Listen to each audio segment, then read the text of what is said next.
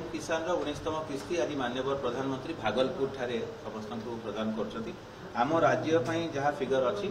34,95,147 जन farmer beneficiary से लाभान्वित हेबे 34,95,147 बेनिफिशरीज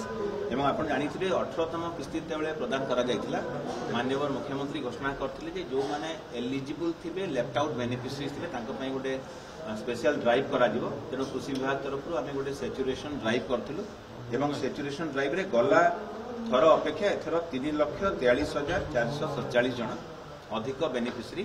से 2,000 टंका लाहा जो 3टी किस्ती दि जाए आज से किस्ती प्राप्त कर ड्राइवटा कंटिन्यू कर आमर सीएम किसान रे जो मैंने